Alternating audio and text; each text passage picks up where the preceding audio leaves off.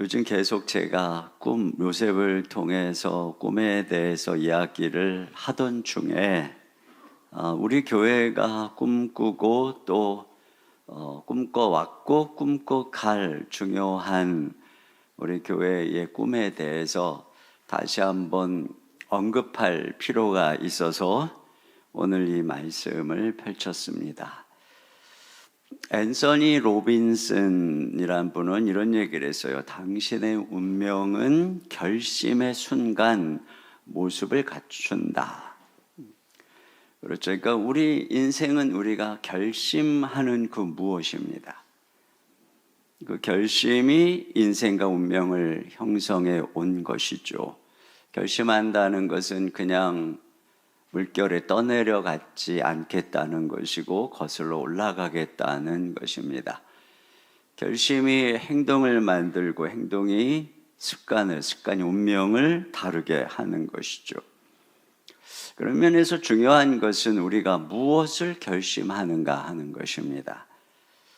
아직도 베스트셀러로 오르내리는 One Thing이라고 하는 책을 보면은 저자는 성공하는 사람들은 꼭 해야 하는 한 가지 일을 잘 알아보는 해안을 가지고 있다, 이런 이야기를 합니다.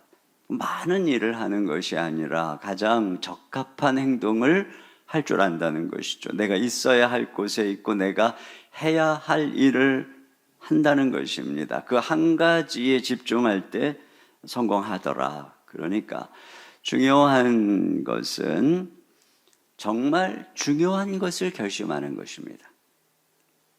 오늘 본문은 바로 그 중요한 한 가지를 결심한 사람의 이야기입니다. 오늘 본문의 주인공인 에스라는 그 중요한 한 가지에 대해서 세 가지 결심을 하고 있어요. 자, 10절 같이 보겠습니다. 시작. 에스라가 여호와의 율법을 연구하여 준행하며 율례와 규례를 이스라엘에게 가르치기로 결심하였더라. 네. 자, 여기 원문에 보면은 결심하였더라가 먼저 앞에 나오고 뭘 결심했느냐? 첫째로는 율법을 연구하기로 결심했다는 것입니다. 이미 에스라는 오늘 본문에서 율법에 익숙한 자이고 완전한 학자로 소개가 되고 있습니다. 그럼에도 불구하고 그는 어떤 결심을 했느냐? 매일 하나님의 말씀을 연구하기로 결심했습니다. 두 번째 그의 결심은 준행하기로 결심을 한 것입니다. 말씀대로, 단순한 지적인 성경 연구가 아니라 그 스스로의 삶의 말씀을 적용했다는 것입니다. 세 번째로는 가르치기로 결심했습니다. 이스라엘 백성들에게 가르치기로. 그러니까 그는 먼저 자기 자신에게 성경을 가르치고 그 다음에는 다른 사람에게 성경을 가르치기로 결심을 했습니다. 이 결심이 얼마나 하나님이 기쁘셨는지 그를 도와주시는 것을 보게 되는 것이죠. 하나님께서 그의 결심을 지지하고 또 기다리고 계셨다는 것입니다. 저는 여기서 이 결심이 그 시대의 율법 학자인 에스라의 결심이다 라고만 생각하지 않았으면 좋겠습니다. 제가 경계하고 싶은 것은 성경 연구와 성경을 가르치는 결심이 단순히 목사나 신학자들의 결심이라고 여러분이 생각하는 것입니다. 일반 시민들은 법률의 기본적인 것만 알고 정말 전문적인 지식이 필요할 때는 법률가를 찾아갑니다. 이처럼 우리의 신앙생활에 있어서 기본적인 성경 지식만 알게 되고 그 이상은 목사를 찾아가면 되는 것이 아닌가, 이렇게 생각하는 경향이 있는데, 여러분, 성경은 훨씬 더 우리의 삶의 근본적인 것이기 때문에 이런 생각은 되게 위험한 것입니다. 우리가 성경을 연구하고 묵상하는 것은 단순한 정보와 지식의 차원이 아니에요. 성경을 보면은 나무가 시냇가에서 그 뿌리를 내려서 사시사철 물을 흡수해가지고 열매를 맺고 그 잎이 무성하게 자라는 것처럼 신자에게 있어서 성경을 읽고 묵상하는 것은 그와 같다는 것입니다. 브리티시 위클리지에 이런 편지글이 실린 적이 있어요. 목사님들은 설교에 상당히 큰 비중을 두고 설교 준비에 많은 시간을 보내는 줄 압니다. 저는 지난 30년간 규칙적으로 예배에 참석하였고 제 추산이 정확하다면 저는 적어도 3,000번 이상의 설교를 들었습니다. 그런데 놀랍게도 그 설교들은 지금 단 한 편도 기억할 수 없습니다. 그러니 설교에 힘을 쏟는 만큼 목사님들이 시간을 달리 썼다면 더 유익하지 않았을까 하는 생각이 들어서 글을 띄워봅니다. 아주 그럴듯한 주장에 많은 찬반의 논쟁들이 뒤를 이었습니다.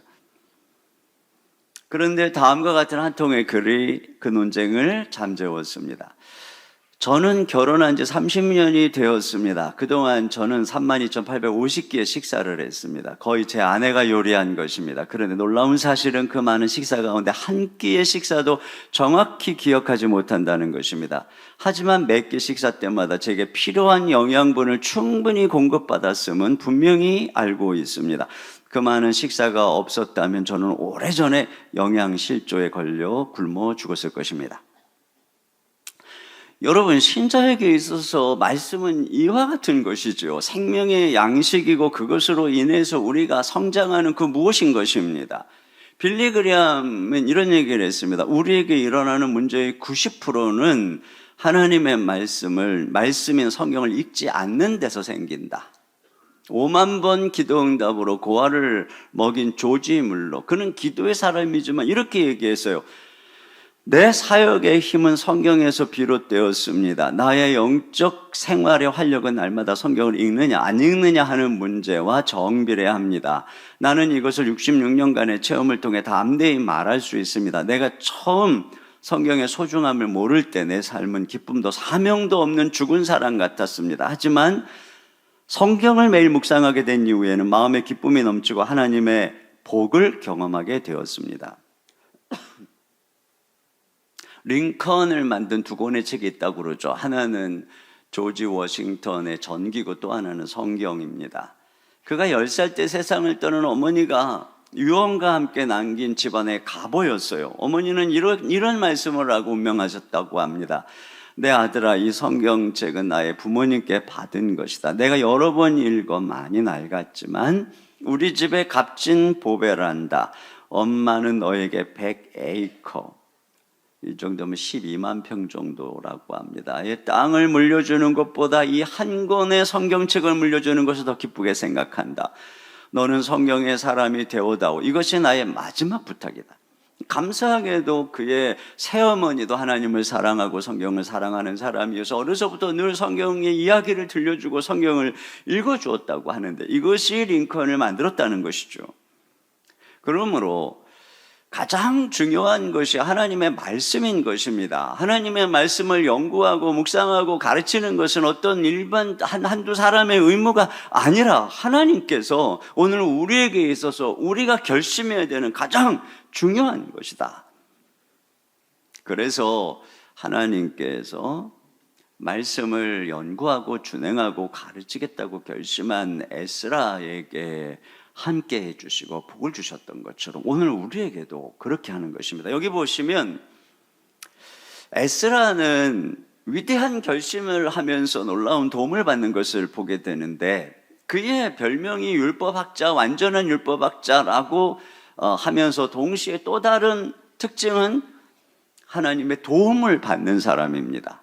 그래서 여기 7장에도 보면 6절에 보면 그의 하나님 여호와의 도우심을 입음으로 9절에도 하나님의 선한 손에 도우심을 입어 28절 내 하나님 여호와의 손이 내 위에 있으므로 8장 가면 18절에 우리 하나님의 선한 손에 도우심을 입고 31절에도 우리 하나님의 손이 우리를 도우사. 그러니까 하나님의 손이 돕는 함께하는 하나님의 손은 하나님의 능력, 권능을 말하는 것이죠. 그러니까 이와 같이 인생에 정말 해야 되는 중대한 결심, 하나님이 기뻐하는 그 결심을 할 때 어떤 일이 일어나느냐, 하나님이 그 인생을 도와주시더라. 자, 하나님께서 그러면 어떻게 에스라를 도와주셨는가? 첫째로는 그의 모든 필요를 채워주시는 것을 알 수 있습니다. 6절 하반절입니다. 시작. 그의 하나님 여호와의 도우심을 입음으로 왕에게 구하는 것은 다 받는 자이더니 네. 그가 이제 그런 결심을 하고 예루살렘으로 이제 귀환하려고 했을 때에 왕으로부터 그 귀환하는 데 필요한 모든 것들을 다 받았다는 것이에요. 그래서 11절 이하에 보면은 먼저는 경제적으로 은, 금, 밀, 포도주, 기름, 소금 이걸 쓸 만큼 사용하도록 허락을 받습니다. 또 필요한 사람을 데려가도록 허락을 받을 뿐 아니라 그와 함께하는 제사장 레위인에게는 조공이나 관세와 세금을 면제를 받습니다. 또 예루살렘 주변 팔레스타인을 다스리는 지방관 행정관을 임명할 수 있는 사법권까지 내려줍니다.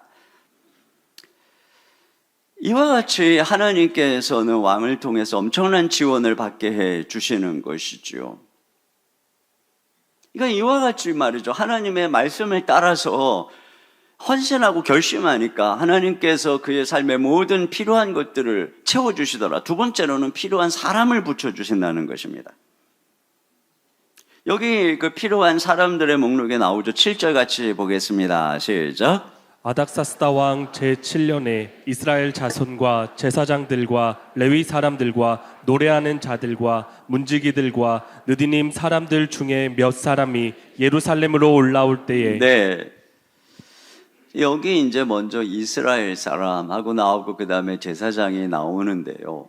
이제 뒤에 가면 자세하게 8장 이하에 그 이제 명단들이 나오는데 족장들과 백성들이 약간 1,500명 정도의 남자들의 이름이 나옵니다. 작년 남자만 그러니까 여자와 어린이까지 하면 당시에 아이들 얼마나 많이 낳았어요. 그러니까 뭐 한 학자들은 한 5,000명 정도는 추산을 합니다. 전체 인원은. 이들이 그 에스라를 같이 따라서 예루살렘으로 가겠다고 나선 거예요. 여러분, 이들이 어떤 사람입니까? 지금 요때 에스라 요때는 이스라엘 백성들이 바벨론 포로로 끌려가서 70년이 지나고 1차 기한을 하고 또 세월이 지나서 한 150년 정도 경과한 상황입니다. 그러니까 2024년 지금으로부터 150년 전이면 1874년이죠.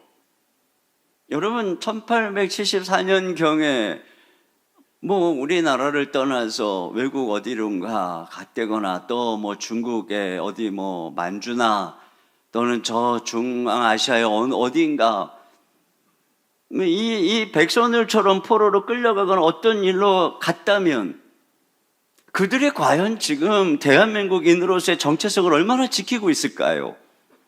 우리랑 똑같은 언어를 사용하고 우리랑 똑같은 핏줄을 가진 그러한 조선족 고려인들의 정체성은 과연 어떨까요?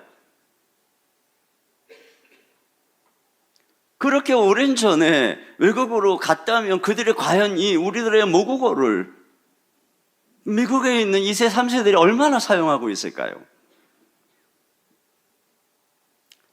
그러니까 여러분 이들이 지금 그런 사람들입니다. 전부. 그런데 이 지금 에스라부터 분명한 정체성을 가지고 이 결심을 갖고 예루살렘으로 가고자 할 때 그 가는 길에 적잖은 위험이 있어요. 그리고 유대 땅은 여전히 황폐한 가운데 있습니다. 그리고 거기에 가서 또 이 제사장들 여기에 나오는 이 사람들이 일을 할 때에 또 대우를 보장받으리라는 법이 없어요. 이미 150년이라는 세월이 지나서 2세대 3세대 지나면서 거기서 다 자리를 잡고 있었을 것입니다.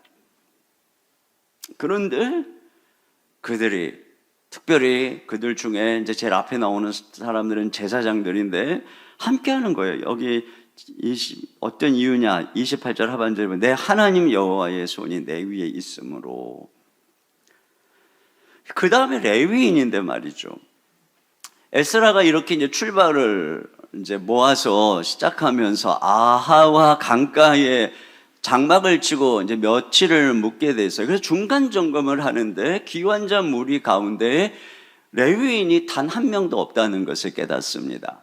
제사장들과 달리 이제 레위인들은 또 제사장을 도와서 성전에 허드렛 일을 하는 사람들이 레위인들입니다.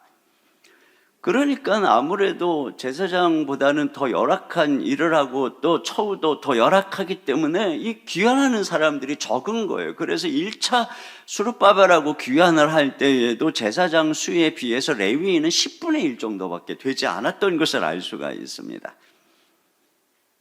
자, 그런데 이렇게 눈에 띄지 않는 굳은 일을 묵묵히 할 사람을 지금 이제 타짜 레위인이 있어야지만 성전의 모든 일들을 아름답게 섬길 수 있기 때문에, 그런데 또 많은 레위인들을 얻게 되는 일들이 8장에 생겨요. 그러면서 8장 18장 3절에 우리 하나님의 선한 손의 도우심을 입고 이렇게 되어 있습니다. 하나님의 도우심으로 하나님이 레위인도 또 얻게 되고, 또 그 다음에 느디님 사람은 얻었다고 하는데, 이 느디님 사람은 또 성전에서 레위인을 또 섬기는 가장 밑바닥에 있는 사람이죠.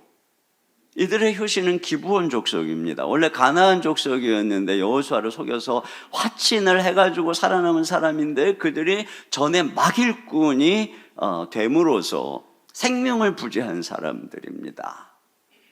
그래서 뭐 사울 때도 이들을 막 죽이고 막 그런 일들이 있었잖아요. 그러니까 굉장히 대접을 인정을 못 받는 그러한 가운데에 있어요. 그러니까 누가 다시 예루살렘으로 돌아가서 그런 일을 하고 싶겠습니까?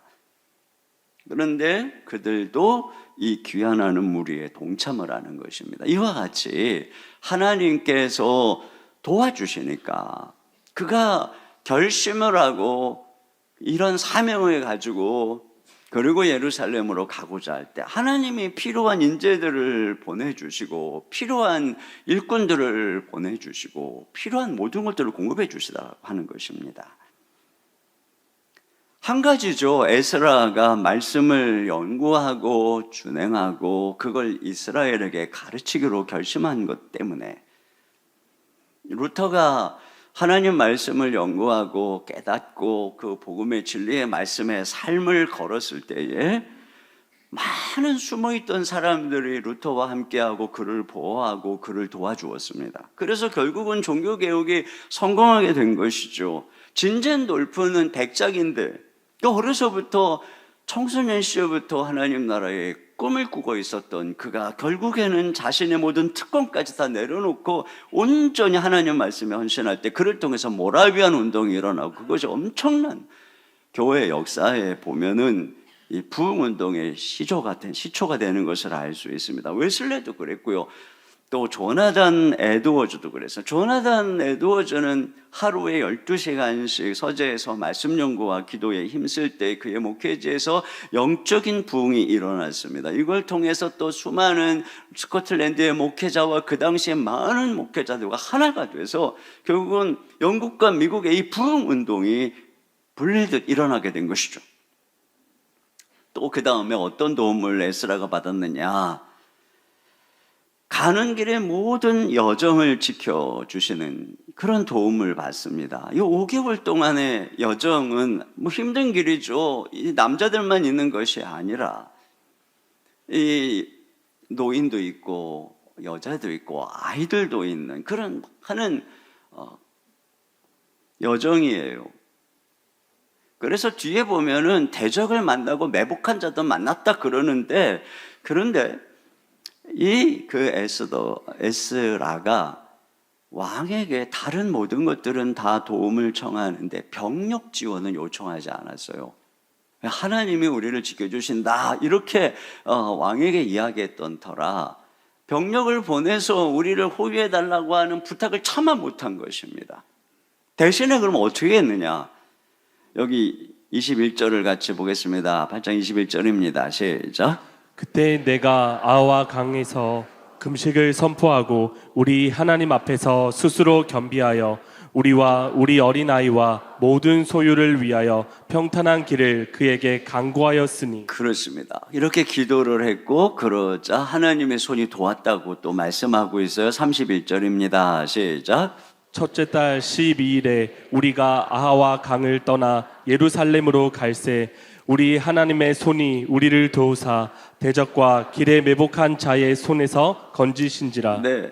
그러니까 이와 같이 예루살렘으로 가는 길에 수많은 대적이 있고 매복한 자가 있는데 하나님께서 그 모든 여정을 그들의 기도를 들어주시고 도와주셨다. 천군 천사로 그들의 가는 길을 호위해 주신 것이죠. 형통케 해 주신 것입니다. 여러분, 제자들을 주님께서 파송하시면서 너희는 가서 모든 족속으로 제자를 삼아 아버지와 아들과 성령의 이름으로 세례를 주고 내가 너희에게 분부한 모든 것을 가르쳐 지키게 하라. 가르쳐 지키게 하라. 이렇게 말씀하셨습니다. 훈련받은 먼저 자신을 가르쳤던 제자들에게 이제는 가서 너희는 가르쳐라. 그러니까 지금 에스라의 결심, 이걸 지금 우리 주 예수님께서 제자들에게 명령하고 있는 것입니다. 그러면서 주님이 뭐 어떤 약속을 하시는가 보세요. 마태복음 28장 20절 다 같이요. 시작. 내가 너희에게 분부한 모든 것을 가르쳐 지키게 하라. 볼지어다 내가 세상 끝날까지 너희와 항상 함께 있으리라 하시니라. 네, 똑같은 거예요. 저는 이 말씀을 묵상하면서 하나님께서 지난 21년 동안 왜 우리 교회를 도와주셨을까 하는 생각을 했습니다. 지난 21년 동안 하나님께서 우리에게 베푸신 은혜는 정말 특별하죠. 앞에서 에스라가 경험했던 그 모든 은혜들을 우리는 지난 21년 동안 다 경험을 했습니다. 근데 그 중요한 이유가 무엇인가? 저는 우리가 이런 에스라의 결심을 따라서 지금까지 걸어왔기 때문에 하나님께서 우리에게도 이러한 도우심과 은혜를 베풀어 주셨구나 하는 생각을 하게 됩니다. 작년 한 해 동안, 2023년 한 해 동안 제자 반, 사역 반, 성장 반, 전도복 반, 중보기도 여러 성경 강좌 등에 참여한 인원이 828명입니다. 매년마다 이렇게 우리 성도들이 말씀을 연구하고 준행하겠다고 하는 열의를 갖고 훈련에 임하죠. 그뿐인가요? 다락방에는 매주 수천 명이 금요일마다 모여서 하나님 말씀을 놓고 함께 자신의 삶을 들여다보고 있어요.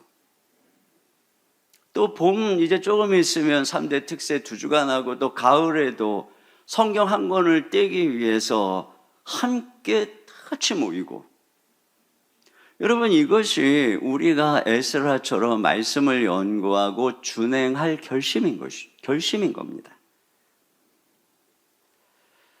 교회를 처음 개척하고 한 10년 동안은 전적으로 이 제자훈련에 제가 몰두를 했습니다. 설교 물론 해야 되고 신방 또 여러 교회에 많은 일들이 있지만 주중에 2번의 제자 훈련을, 또 순장반을, 그리고 주 1회 성도들이 그날 좀 시간이 되니까 남자 제자반 사역 훈련을 했습니다. 주일날 같은 경우에는 1부, 2부, 3부, 4부 설교를 마치고 끝나면 당회도 하고 이런저런 회의도 하고 4시부터 6시까지 사역 훈련을 했습니다. 그러면 딱 6시가 되면 강의실 문 앞에 누군가가 딱 나타나는데 바로 제자 훈련에 저를 라이드해서 데리고 갈 집사님이 저승사자처럼 딱 기다리고 있습니다. 그러면 그 차에 몸을 싣고 가서 남자 집사님들하고 밤 11시까지 저를 다시 저의 집에 아파트 앞에 내려주면 항상 11시였습니다. 그분을 배웅하고 하늘을 딱 쳐다보면 눈물이 주르륵 흘렀어요. 이러다 내가 죽는 건 아닐까. 그렇게 10년 동안 사실 저는 제자훈련에 저의 에너지의 대부분을 쏟았고, 그 외에는 신방하고 설교하는 것 외에는 정말 일체 다른 아무 일도 안 했고 거의 외부 사역도 안 했습니다. 저는 하나님께서 우리 교회에 이 사람들을 보내주시고 부흥케 하신 이유가 이 결심을 기쁘게 받으셨구나, 이런 생각을 합니다. 그렇게 저에게 훈련을 받은 순장님들은 저와 똑같이 가르칠 결심을 하고 계시는 것 같아요. 매주 다락방을 섬기는 것도 얼마나 어려운 일입니까? 작은 목사가 돼서 섬기는 일인데, 그런데 거기에 덧붙여서 어떤 분들은 많은 분들이 교사로 섬기고, 또 어떤 분들은 1대1 양육 훈련을 받아서 또 1대1로 또 누군가를 섬기고, 또 전도 부파할 교사도 하고, 저는 이런 모습들을 보면 정말 신기해요. 야, 이런 분들이 에스라와 같은 결심을 가지고 섬기고 있구나. 우리 교회의 장로님들 전원이 다 성장반 훈련 받고, 제자 훈련 받고, 사역 훈련 받고, 목양장로 훈련 받고, 1대1 양육 훈련 받고, 전도부파 훈련 받고, 중보기도 훈련 다 수료하신 분들입니다. 그리고 전원 다 순장으로 섬기시며 목양장로로서 교구를 돌보며 필요한 신방까지 하고, 거기에다가 이 큰 교회의 모든 행정들을 도맡아서 섬기고 있습니다. 우리 교회 안수 집사님, 심우 권사님들은 모두 다 동일한 훈련을 받은 순장들이고, 그래서 우리 교회의 임직식이 왜 축제냐? 전원이 다 순장들이기 때문에 그렇습니다. 여러분, 이런 교회를 보신 적이 있습니까? 우리 교회처럼 장로님들 전원이 다 영적으로 성도들을 돌보고 신방하고 중직들이 순장이 돼서 섬기는 그런 교회는 아마 찾아보기 어려울 것입니다. 성도들이 그런 열의를 가지고 계속 훈련되고, 주일학교는 물론이고 청년들까지. 사람들은 잘 모르니까 이렇게 큰 예배당 지어놓고 주일날 예배만 드리고 비 오는 날 이렇게 말씀하는 분들이 더러 있지만, 그런 분들은 주일밖에는 교회를 안 나오기 때문에 그런 것입니다. 일주일 내내 새벽부터 밤까지, 여기뿐 아니라 저희 EM센터까지 낮에 주차할 데가 없어서 고민을 할 만큼 그렇게 성도들이 열심히 여기서, 웬만한 신학교도 그렇게 하지 못할 겁니다. 요즘에 잘 학교 가지도 않는데. 저는 이것이 하나님께서 우리 교회를 축복하시고 지금까지 은혜 주시고 도와주시는 이유라고 생각해요. 왜냐하면 하나님께서 가장 원하는 것이 당신의 백성들이기 때문에. 여러분, 이스라엘이 왜 망했습니까?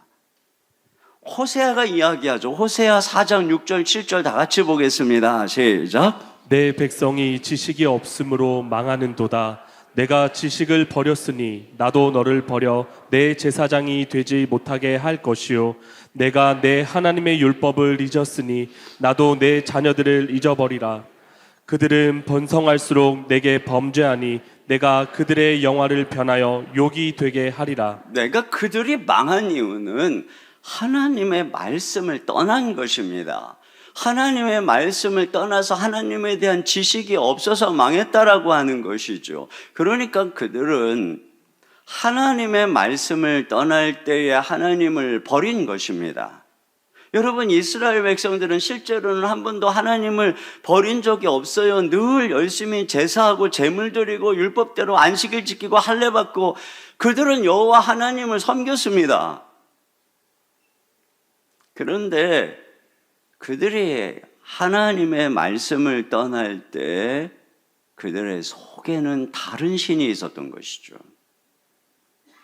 여러분, 오늘날 우리가 하나님을 떠나는 것도 마찬가지입니다. 우리가 하나님의 말씀을 연구하지 않고, 하나님의 말씀을 묵상하지 않고, 하나님의 말씀을 배우지 않고, 하나님의 말씀대로 적용하지 않으면 우리는 하나님을 떠나고 있는 것입니다. 말씀을 버릴 때에 우리는 하나님을 버리고 있는 것입니다. 그러면 하나님도 우리를 버리겠다, 이렇게 경고하고 있는 것이죠.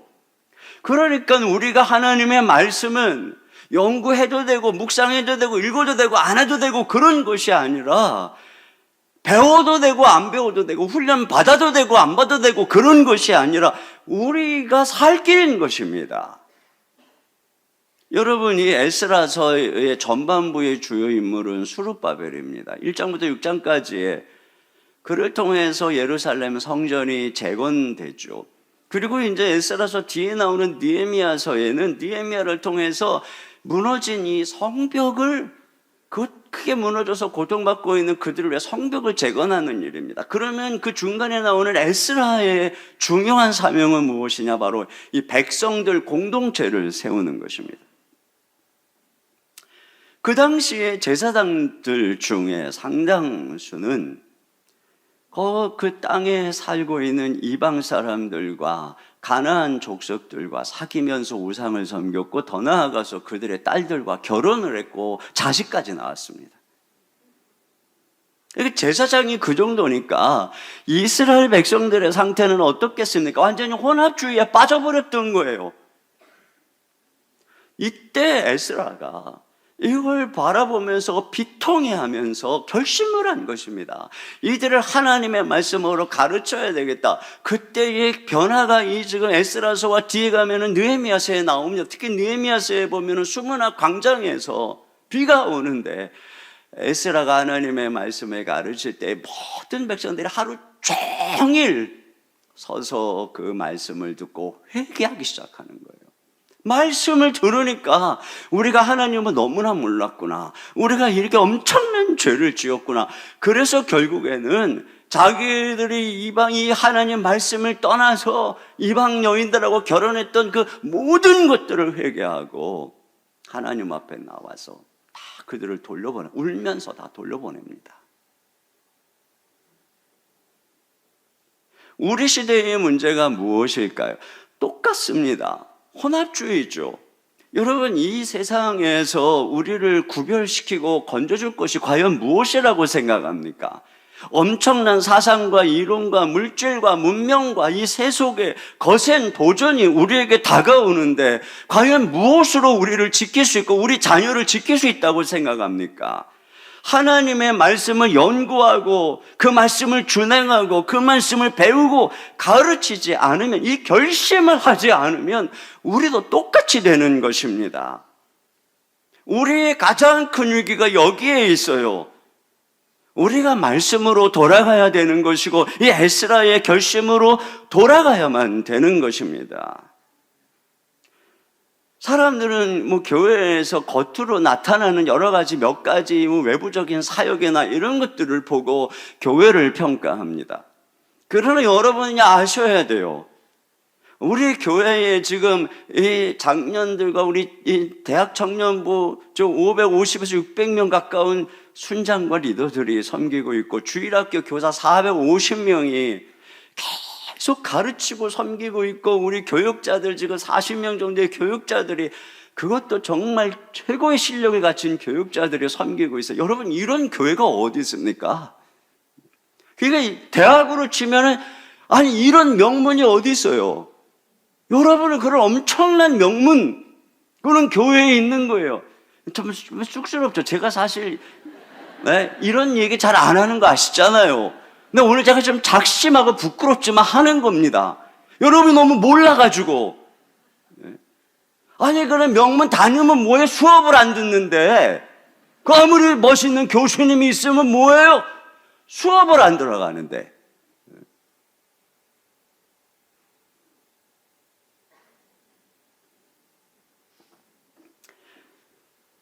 저는 우리 아들을 그 대학 때 광주 과기원에 보내놓고 너무너무 아쉬웠어요. 왜냐하면 교회를 찾아야 되는데 우리 교회 같은 데가 없더라고요. 그래서 제가 너무 억울했어요. 내가 우리 아들을 괜히 그걸로 보내가지고 이 좋은 교회를 못 다니게 하는구나. 저는 이게 너무나 억울했어요. 그래서 늘 위해서 기도합니다. 그래도 다행히 그래도 좋은 교회 다니면서 거기서 리더도 하고, 그래서 어저께도 밤에 막 한참 설교 준비하는데 전화가 왔더라고요. 아빠 궁금한 게 있는데 괜찮아요? 해라 그랬더니 뭐냐 그랬더니 하박국서에 대해서 굉장히 심오한 질문을 하더라고요. 그래서 다행히 제가 아주 심오하게 대답을 잘 해줬어요. 너무 감사하더라고요. 그러나 마음속에 그런 마음이 있어요. 여러분, 일반적인 교육도 그 아이나 그 사람이 배웠는가 배우지 않았는가에 따라서 엄청난 차이를 가져오는 것이고, 사람은 배우지 않으면 절대로 사람이 안 되는 것입니다. 그런데 영적으로는 더욱 그렇습니다. 우리가 배우지 않고 과연 하나님 앞에 온전한 신자가 될 수 있고 하나님을 제대로 섬길 수 있는가? 절대로 안 되는 것입니다.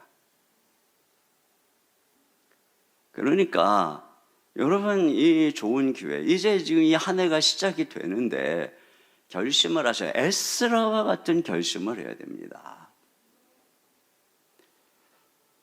여기 이 에스라가 이런 그 말씀을 연구하고 준행하고 가르칠 결심과 더불어서 또 계속 보여주는 것이 무엇이냐면은 기도하는 모습이죠. 이런 여정을 걸어가는데 어려움이 있잖아요. 그리고 전심으로 기도할 때 하나님께서 놀랍게 응답해 주신 것을 보게 됩니다. 저는 우리 교회의 지난 시간의 행렬이 한편에서는 말씀의 행렬, 말씀을 배우고 말씀을 가르치는 행렬이었다면 다른 한편에서는 기도의 행렬이었다고 생각합니다. 우리에게 기도의 행렬은 바로 우리 교회가 가진 이 사역의, 이 말씀 사역의 진보를 위한 것이었고, 지난 21년 동안의 중보기도의 행렬을 들어주셨습니다. 내일부터 진행되는 한 주간 동안의 기도 사역 학교는 그야말로 중보기도 학교를 수료하신 분들을 중심으로 우리 가운데 이 하나님의 말씀이 흥황하고 이 진보가 일어날 수 있도록 하는, 이 부흥이 일어나도록 하는 기도 특공대 훈련인 것입니다.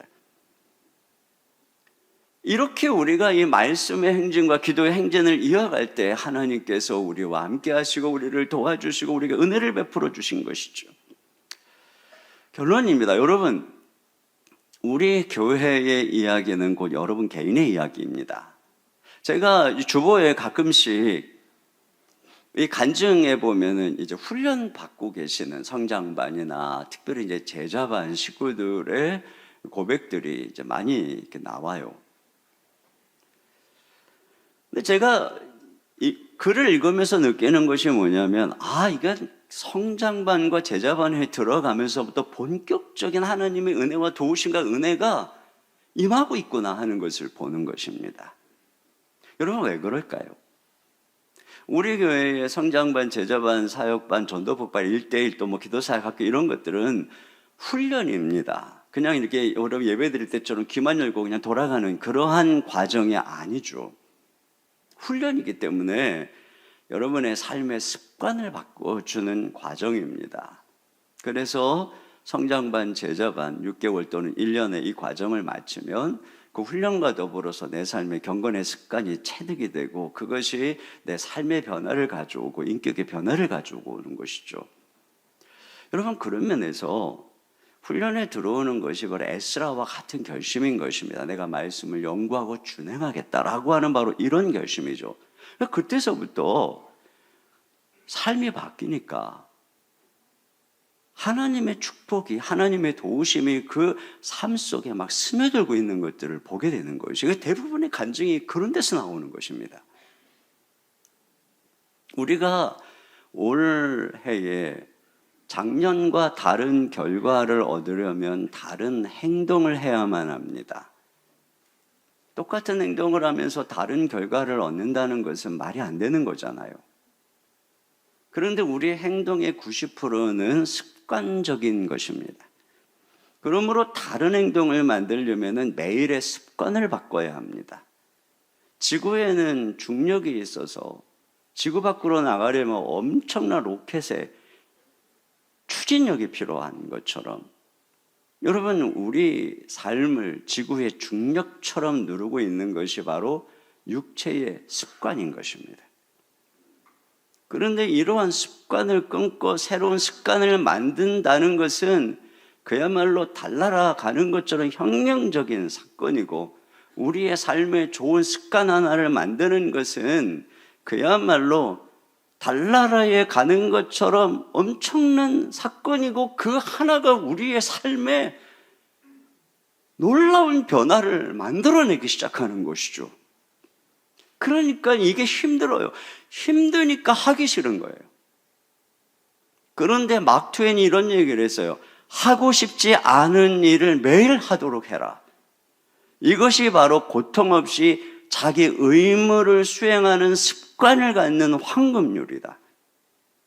그렇죠. 하기 싫은 걸 해야 돼요. 여기서부터 변화가 일어나는 것이에요. 그래서 여러분의 삶이 달라지는 거죠. 저희 아버님은 25년 전에 뇌졸중으로 쓰러지셔서 투병하시다가 작년에 소천하셨는데요. 저희 아버님이 뇌졸중으로 쓰러지셨을 때 이게 반신불수가 되셨습니다. 의사의 말은 다른 방법이 없으니 끊임없는 재활치료를 해야 된다. 결국은 끊임없는 재활치료를 통해서 몸에 새로운 힘이 생기고 뇌에 새로운 길이 나야만 그나마 생활을 하실 수 있으니까 끊임없이 굳어지기 전에 끊임없이 해야 된다. 이렇게 이야기를 했지만 그게 얼마나 힘든 일입니까? 힘이 드니까 하기 싫으니까 안 하시는 거예요. 그러면서 계속 저희한테 요구하는 것은 단방에 고칠 수 있는 명의를 데리고 와라. 그런 약을 갖고 와라. 그런 의사를 데리고 와라. 그래서 그 아버님을 위해서 침 한 번 놓는데 막 10만 원, 20만 원, 약 한 번 먹는데 막 100만 원씩 수없이 갖다 드렸습니다. 그러나 다 허사였어요. 길은 하나였어요. 끊임없이 하기 싫은 운동을 해야 됐고 끊임없이 하기 싫은 재활치료를 해야 됐는데 아버님은 그걸 거절하셨습니다. 그러니까 어떻게 됐을까요? 점점 몸이 굳어져서 결국에는 나중에는 그저 침대에 누워서 꼼짝도 못하게 몸이 점점 굳어지셔서 생활을 하셔야만 했습니다. 여러분, 그런 면에서 우리의 몸은 영적으로 봤을 때 우리는 이미 뇌졸중에 걸린 몸입니다. 하나님의 말씀으로 우리의 영혼이 거듭났지만 우리의 몸은 이미 이전 것에 익숙해져 있는 몸이죠.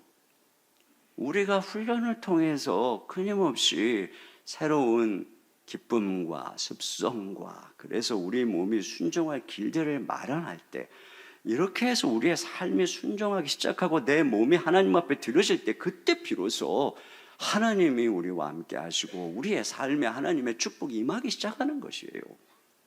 그래서 우리가 훈련해야 되는 것이고 이것이 우리의 살 길인 것입니다. 단순히 하나님 말씀을 듣는 것도 중요하지만 말씀을 듣고 묵상할 뿐 아니라 그것을 준행하려 하고 더 나아가서 우리가 그것을 가르치고 그때에 하나님의 놀라운 도우심이 우리에게 주어지는 거예요. 그 출발이 여러분 훈련에 임하는 것입니다. 결심을 하십시오. 이 에스라의 위대한 결심, 이것이 하나님의 놀라운 도움을 얻는 그 놀라운 축복의 길이다. 이것을 기억하시고 마음속에 꼭 새기시고 순종할 수 있기를 주님의 이름으로 축원합니다. 우리 시간에 같이 오소서 진리의 성령님, 이 땅 흔들며 임하소서. 거짓과 탐욕 죄악에 무너진 우리 가슴 정케 하소서. 우리 같이 찬양 드리도록 하겠습니다.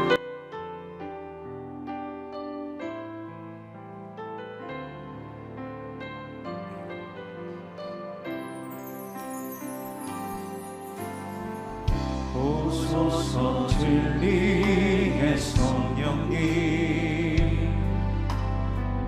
이 땅 흔들며 임하소서. 거짓과 탐욕 죄악에 무너진 우리의 가슴 정케 하소서. 오소서 은혜의 성령님, 하늘 가르고 임하소서. 거룩한 불꽃 하늘로서 임하소서. 타오르게 하소서. 주 영광 위에 부흥의 불길 타오르게 하소서. 진리의 말씀 이 땅 새롭게 하소서. 은혜의 강물 흐르게 하소서. 성령의 바람 이 땅 가득 불어와 흰 옷 입은 주의 순결한 백성 주의 영광 위에 이제 일어나 열방을 치유하며 행진하는 영광의 그날을 주소서. 이 시간 함께 하나님 말씀 성기 생각하면서 우리 기도 제목 같이 읽고 그리고 함께 기도하도록 하겠습니다. 우리 같이 한 목소리로 읽겠습니다. 시작. 주님, 에스라처럼 우리 인생의 가장 중요한 하나님의 말씀을 날마다 연구하고 준행하며 가르치기로 결심하게 하소서. 아멘. 주님, 말씀 앞에 헌신하기로 결심한 우리를 도우사 모든 필요를 채우시고 인생의 적재적소에 만남의 복을 주시며 대적의 손에서 우리를 건지시고 인생 여정을 지키시며 인도하여 주소서. 아멘. 주님, 우리 교회가 힘써 이어온 말씀의 행렬, 기도의 행렬에 온 성도들이 함께 결심하고 동참하여 올 한 해 모든 사역이 더욱 흥왕하고 가정마다 하나님 나라가 임하는 부흥의 역사가 나타나게 하소서. 아멘. 우리 같이 한 목소리로